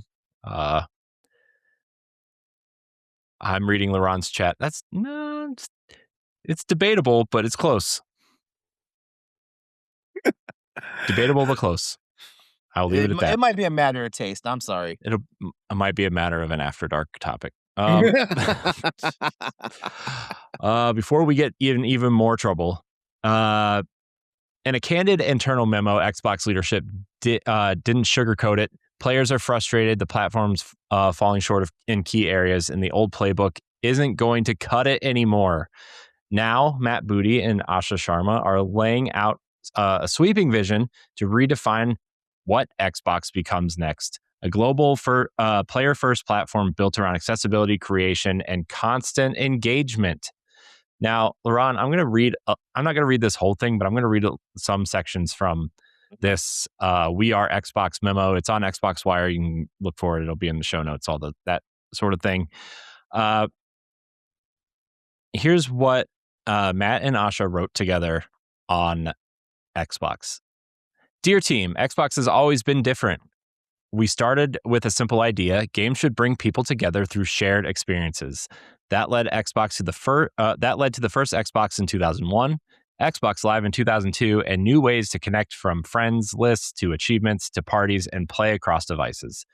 Today, Xbox reaches over 500 million players around the world. That number seems high. Asha, sorry. I think that number seems high. Yeah, I was thinking that. Like, we're talking 500 million. With some of the most important franchises in entertainment. From the beginning, Xbox was built by people willing to try things that others wouldn't. We placed a consumer bet inside an enterprise company because we believed gaming would define the living room, and we were at risk of missing it. That spirit has carried us through 25 years, and it is required to carry us forward. So, the first section here, we have work to do. Players are frustrated. So they're talking about new features on the console have been less frequent. Their presence on PC isn't strong enough. Pricing, that sort of thing. Is their presence on PC not strong enough? I feel like I've been having a fucking blast on PC. I feel like with PC Microsoft first party games. Yeah, but you're not there primarily for Xbox.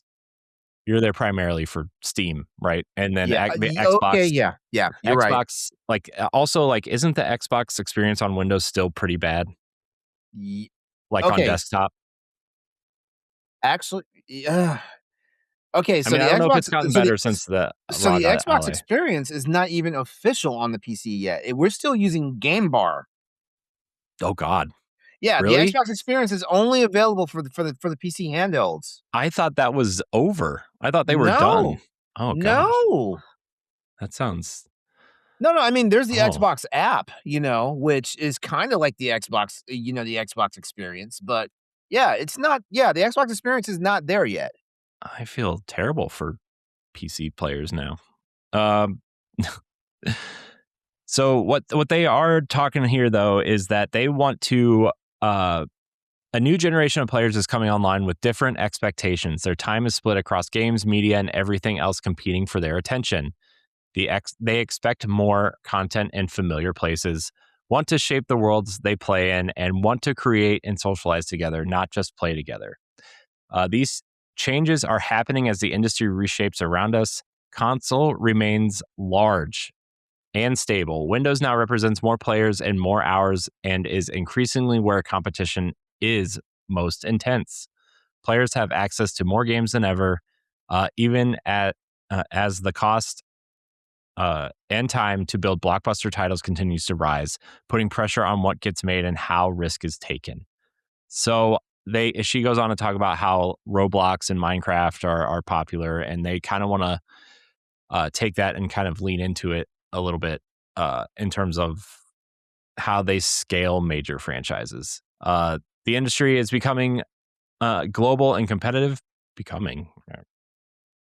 Asha, catch up. It's been global forever. Just because Xbox doesn't have a presence globally doesn't mean gaming's not. Sorry.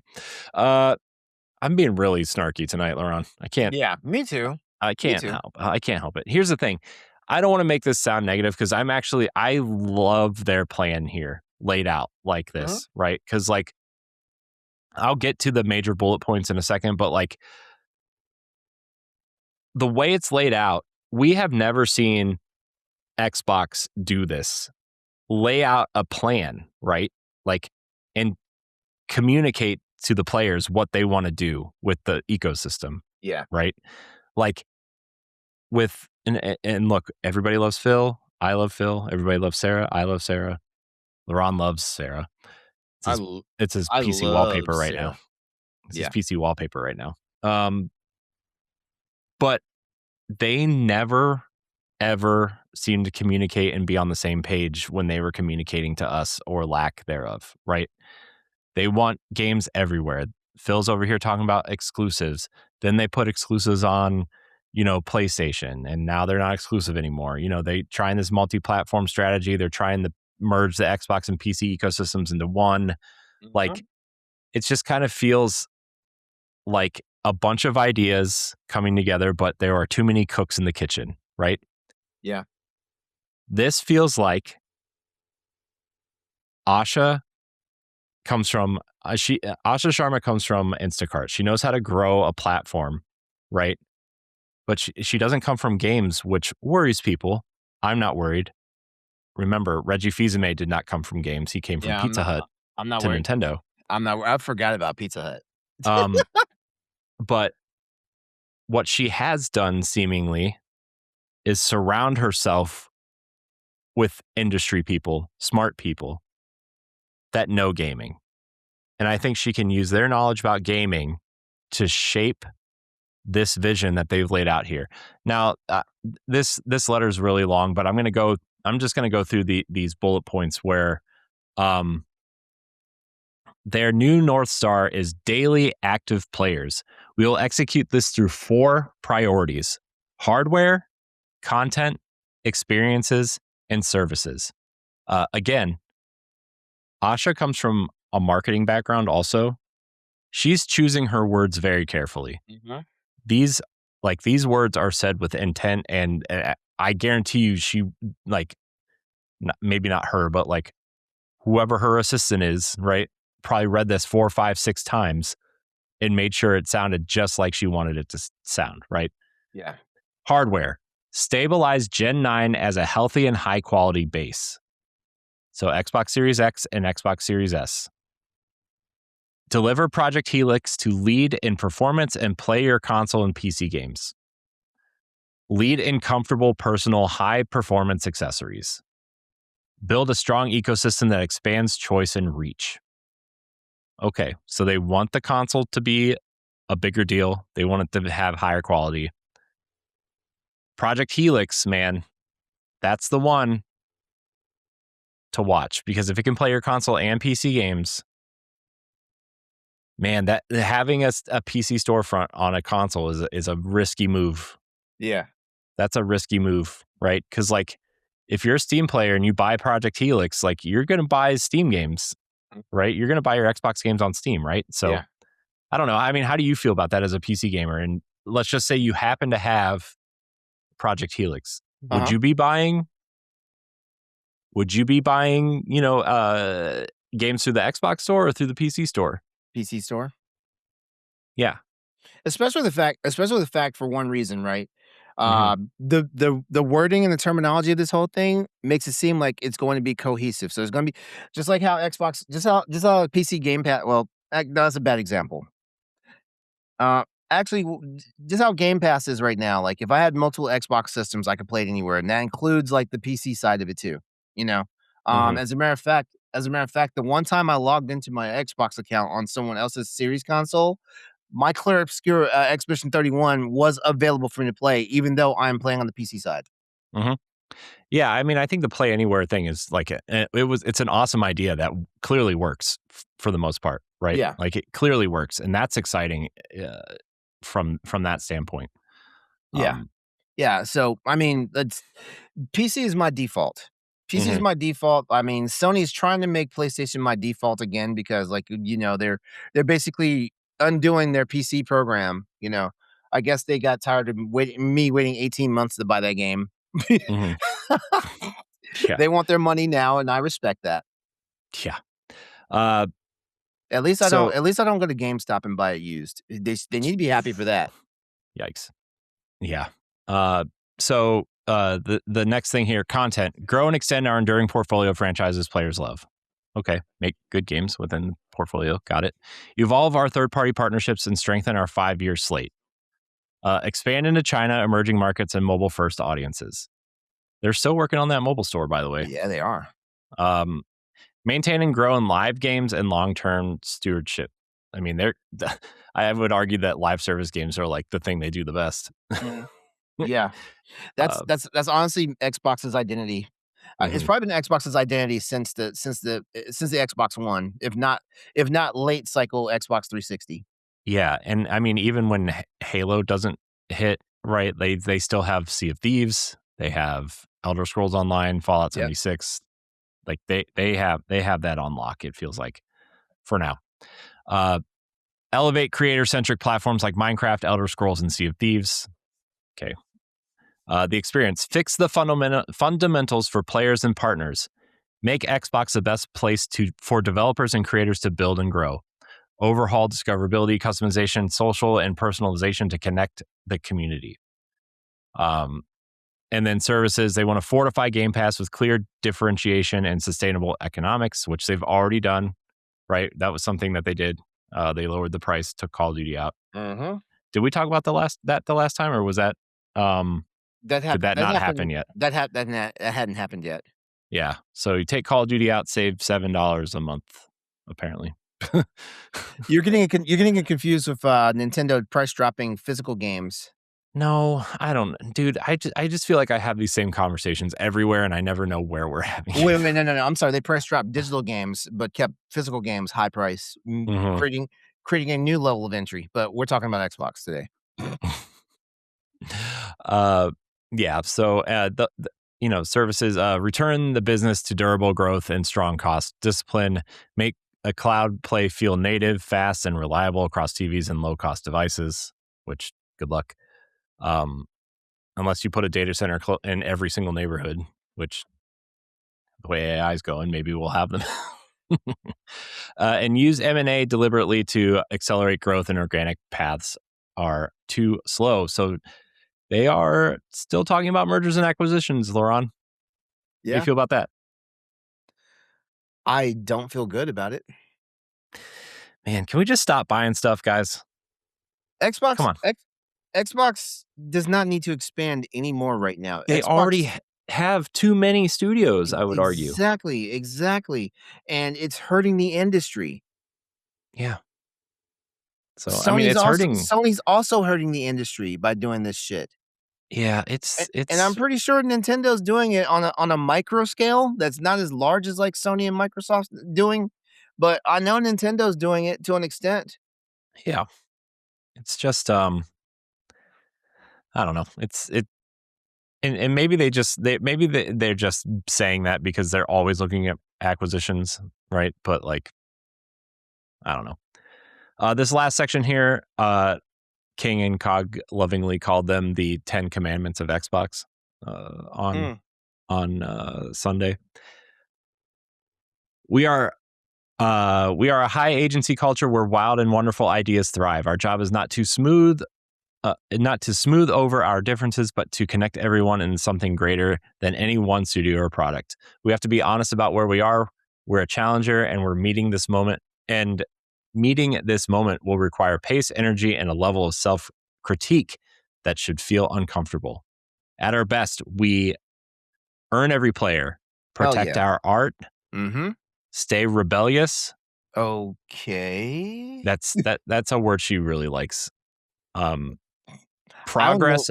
I don't know what Uh, that means because, like, honestly, Xbox did well, when she Xbox when when she first. Xbox entered the scene, it basically looked like it was the holdover of the Dreamcast. Well, I mean, they also like built this thing. I don't know if you watched the Xbox On documentary for the 20th anniversary, No, I Laurent. didn't. I didn't. But there's like a whole section about this rebellious group within Microsoft who wanted to make games and make a console, and they started doing it Was behind that Bill a Gates's wait, was back, that Power essentially. On, the story of Xbox? Yeah, Okay. It's like 6 parts. Progress over perfection, signal over ceremony, core before more. So that's a big one that people are pointing to too, is like they want to focus on the core Xbox user instead of growing the audience. They're going to focus on the core before they grow, which is probably good, right? I mean, make your core fans happy, then more people will follow, I assume. Mhm. Outwork the problem. Speed is learning. Makers over managers. So, Good luck. and clarity is kindness. So that's that's the Xbox kind of mission statement. Again, this letter is pretty long. There's a lot of content in here. If you want to read it, it's over on Xbox Wire, which is Xbox's official news site. Um, Overall, I mean, she's been the CEO for what, like 70 days now, like, and she's been really aggressive. We've talked about that. And I like how aggressive she's being. I think her not being attached to this brand at all coming in, and her not being attached to games at all really allows her to see things differently. And I think she's making some smart moves. Yeah, I think her not being attached to games is the thing that scares people right now, which that's a nice healthy fear to have. But I have a unique perspective on this stuff because, like, Corey, a couple of years ago, I became a junior partner for the company I work for and stuff like that. Like I had to change from being like a technician, a supervisor, a manager to actually being a business owner. And these are Hmm. the things that like you need to understand business to make business work and to make it grow, you know? And all the stuff that she said, because I feel like most of this is her words and maybe like 15% of his Matt Booty's words. Yeah. I mean, I feel like Matt Booty's like I I he's like, I he's like disrespect this the, man so bad. he's like the sidekick that always attaches himself to whoever's winning, He's like, "Yeah." yeah, like the like villains in old 80s cartoons who have like the sidekick who like Mhm. abandons the loser and like goes off with the guy who's winning. It's like Commander and Serpentor from G.I. Joe. When things are when things are going good, one of them is always trying to take the credit for it, but when things go bad, someone's always blaming the other one about it. Yep. Yep. Well, it's like Yeah. Starscream. Yes, Starscream and Megatron, yeah. But yeah, Uh, yeah, the more and more I see of Asha, the more and more I hear about what she's doing, the more and more I hear her speak on things, the more my respect grows for her, and I don't envy her in her position because, I mean, mm-mm. like, it is literally Asha is fighting on 2 fronts right now, like, it's Asha versus the gaming community, which is a very bad fight to be having right now, but we also know that eventually it's gonna be Asha versus Microsoft. Mhm. We know this. I feel like right now, and I'm gonna basically paraphrase what you guys talked about on Sunday on the Iron Lords podcast. Right now, Microsoft is giving her a lot of latitude. Like, like Microsoft is taking its foot off of Xbox's neck right now to see if this ship can be corrected. But there is a deadline to this stuff. Oh, of course there is. Yeah. You know. So yeah. And here's where I'm gonna challenge the gamers in the community. And I know I'm not an Xbox gamer, but I am a gamer. You know, I challenge the gaming community, particularly the Xbox gaming community, to show a little bit of grace and exercise some patience.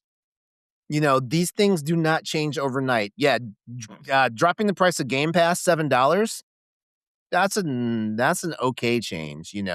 Uh, Here's the thing about it though, like there's a in Star Trek there's a race of aliens called the Ferengi, and the Ferengi are basically the capitalists of the Star Trek universe. Like they live their life by capitalism and by conservatism and stuff like that. They have this thing called the rules of acquisition that talks about how they manage their empire slash their businesses and stuff like that. And there's a rule of acquisition.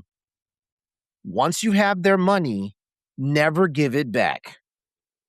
Mhm. Them dropping the price of Xbox Game Pass by $7, that's not really back to where it was at. It's not. No, it's not. I mean, 1999 was the last price it was before they added Activision Blizzard, right? And Yeah. so, like, I get it, but also, like, what we were talking about is, like, Call of Duty. People who play Call of Duty wanna buy Call of Duty. They wanna and they don't really play a lo obviously, there's crossover, but the Call of Duty player doesn't usually expand beyond, you know, Call of Duty or other shooters, right? Mhm. A lot of them are just like Call of Duty is the game they play with their friends, and that's the only game they have, or you know, a handful of games, right? And Yeah. then when the new one comes out, they buy the new one, and that's it. And I think so. I think it's smart to take it off. Plus, like, I think a lot of people kind of missed this too, which I wish now I would have brought it up on Sunday. But like, Warzone is free to play. That Call Mhm. of Duty Warzone is free to play, and it's their most popular mode. So like, it's not really affecting, you know, Game Pass one way or the other anyway, you know? Um, I mean, that's just my take on it, but I think, you know, taking Call of Duty off to make it a better, you know, and it's not like Call of Duty's leaving it. Like they said, it'll be the last year's version will be on Game Pass the following year, right? So like, if you're hardcore about Call of Duty, you're going to buy it, and if you're not, you can play it later. You know, Yeah. that's so. Yeah, I mean, any final thoughts before we kind of move on and kind of get out of here, Laron? Yeah, well, basically, like I said in my plea to the gamers, like, show some grace, exercise some patience, and support your platform. Support your platform. I'm not saying like just eat up everything they do, but when you see them doing things correctly, support them. Hmm. When you see them doing things that are questionable, ask questions, challenge them, you know, Hmm. but don't just make it seem like it's just a unilateral dumpster fire because it's real easy to doom and gloom something, but it's damning when you doom and gloom something that is honestly trying to change. This is like you making a mistake to to your parents, and your parents just continue to damn you for the rest of your life for that one mistake, even though you changed that mistake. Hmm. Yep. Show Everybody over the grace. age of 15, 20, 30, 40 knows that feeling. Like end the cycle of generational trauma for Xbox, you know, but also, keep your eyes on the prize. Hmm. Yeah. I mean, I think just to put a bow on it, I think so far Asha has done an awesome job of communicating to the players, communicating her plan, communicating, you know, what she wants to do with the platform. And I hope it works out. I hope she can fight this battle not just with the quote unquote gamers, but also like stave off Satya Nadella. You know, like he's been clearly been an Uh-huh. overlord for too long over the Satya Xbox Nadella brand. he's the actual enemy, and the crazy part is that he's the enemy that everybody has to listen to, and when I say everybody, I mean Phil, Sarah, Matt, Asha, us, the Hmm. gamers, everybody at Activision Blizzard, everybody at Bethesda, all these people, they have to listen to him. Hmm. Yeah, and so like, you know, I know that's why people were worried because she came from the quote unquote AI division or whatever, but like just just don't miss the forest through the trees. Just pay attention. It's going to be really interesting to watch Xbox over the course of the next 6, 12, 18 months and see how it turns around. And like I told the Iron Lords on Sunday, right? Like if she turns Xbox around, her crown's going to be fitted and she's going to be queen Yeah, forever. yeah. So, um, And Xbox needs this win. Xbox needs this win the same way they won Xbox. people need to feel the same win that feels like the win that the Xbox 360 had. Mhm. People need this, because like the Xbox One didn't do it. The Xbox Series X and S definitely didn't do it. And by the way, like I really hope they don't have another debacle like that, confusing everybody about what system to buy. Yeah, if you have a secondary version, please don't call it an S or X. Just say Pro or regular or whatever. Yeah, Like, just call it an call it the Xbox and Xbox. call it an Xbox Pro. Call it the Xbox Helix, right? Yo, that would be Nobody's gonna. awesome. I'm just That saying, would nobody's gonna get confused. You know, Yeah. That'd nobody's be gonna get awesome if they went back to confused. basics and the new and the new Xbox is called the Xbox, and then there's an Xbox Pro. That No, would be because people are already confusing the Xbox One, the console, with the Oh, that's OG right, that's right, Xbox One. No, that's right, I we remember that. it needs some. You can call it the Xbox 5. I don't care. Just make it stand out. Like make it its own thing. Ooh, yeah, but then again, people are gonna call it the X5, and then they're gonna get confused with the BMW. I, just call it Xbox Helix and call it a day. Okay, Yeah, you know what? Yeah, just do that. Um, but I will be watching her career with great interest, me too. especially considering she's younger than both of us. This So is honestly really interesting. Like, I mean, let's be real here. This is actually really interesting to see this because guess what? Nobody really cared about the regime changes at Sony. I mean, like, okay, after Kazurai, like, I mean, did anyone give like two shits about I would Sean s- Layden and Jack Tretton and Jim Ryan? Not I really. would say the only person people really care about getting fired was And she and Yoshida, right? oh, and Shuey had to fix that comment, by the way, because he was jokingly and said he got fired, and what he meant to say was is that he was being moved out of a different division. Yeah, I kind of figured that wasn't what it really meant, but Yeah, yeah, also I because didn't. he said him and Jim Ryan are actually were like best friends within the company. I mean, sure, what Hey, I those think are they his made it. words. Those are his words. Yeah, I mean, I look. You want to save relationships, whatever. I don't care. I think Shuhei has always been pretty uh, awesome to listen to. So, Mhm. Yeah. and I'm interested to see how he grows his like he's an indie consultant now, I think. So I'm interested to see what he does there as well. Mhm. But all right, Lauren, We are Xbox. we are Even I am Xbox, with my PC gaming ass. yeah. Well, you know, have fun with your Xbox game bar. Uh on that note, we're getting out of here. I want to thank everybody out there for watching and or listening to this episode of the Boss Rush Podcast. Remember, you can find us live on Wednesday nights. You can find the podcast on Mondays on podcast services or on YouTube. Like, subscribe, share, rate, and review. Ron, thank you for your time tonight. As always, this is I feel like since it's just been us recently, this is like one of the best ones yet. I feel like Yeah. feel like Hey, this was a good hey, one. it's the So Just Us gang now. yeah. Mm. Cookies and cream. Oh, I don't know. That sounds weird. All right. that Everybody out sounds there, that sounds weird, but I think I like it. you would. Um,